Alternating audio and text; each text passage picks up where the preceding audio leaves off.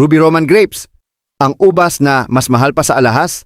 Sa mundo ng mga prutas, may isang ubas na hindi basta-basta mabibili sa palengke. Hindi ito ordinaryong ubas, hindi ito pang fruit salad lang.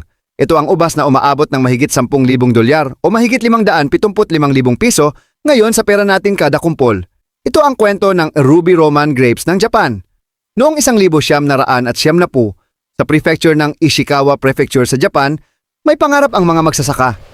Hindi lang basta magtanim ng ubas, gusto nila gumawa ng pinaka-premium na ubas sa buong mundo. Taon ang ginugol sa research, pinag-aralan ang tamis, sinukat ang laki, sinuri ang kulay, hindi ito minadali.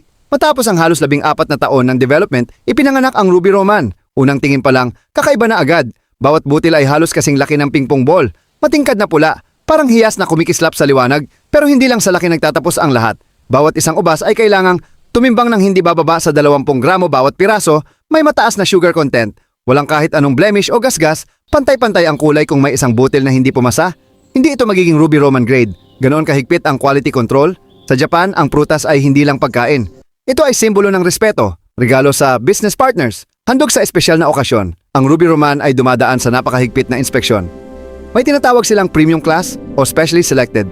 Sa level na ito, bawat ubas sa isang kumpol ay perpekto. Isipin mo, isang kumpol ng ubas na walang kapintasan, parang obra maestra ng kalikasan. Noong unang inilabas sa auction ang Ruby Roman, nagulat ang buong mundo.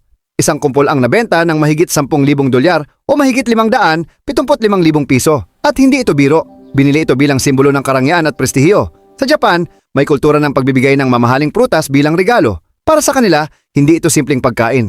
Ito ay karanasan, isang luxury experience. Maraming nagtatanong, bakit ubas lang pero ganyan kamahal? Narito ang dahilan.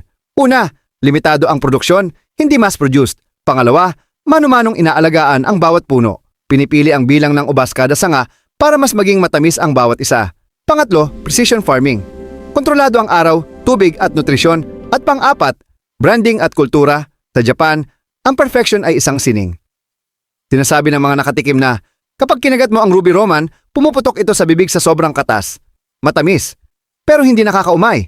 May natural na balansing lasa, parang dessert na likha ng kalikasan. Pero sa dulo, hindi lang ito tungkol sa pera. Ito ay kwento ng dedikasyon, kwento ng mga magsasakang naglaan ng taon para makamit ang perpekto. Kwento ng kultura ng Japan na nagbibigay halaga sa detalye. Sa mundong madalas nagmamadali, ang Ruby Roman ay paalala na ang tunay na kalidad ay nangangailangan ng panahon.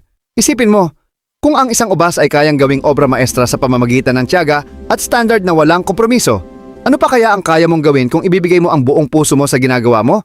Minsan ang tunay na halaga ay hindi nasusukat sa presyo, kundi sa effort, sa passion at sa commitment sa excellence. Ito ang kwento ng Ruby Roman grapes, ang ubas na mas mahal pa sa alahas.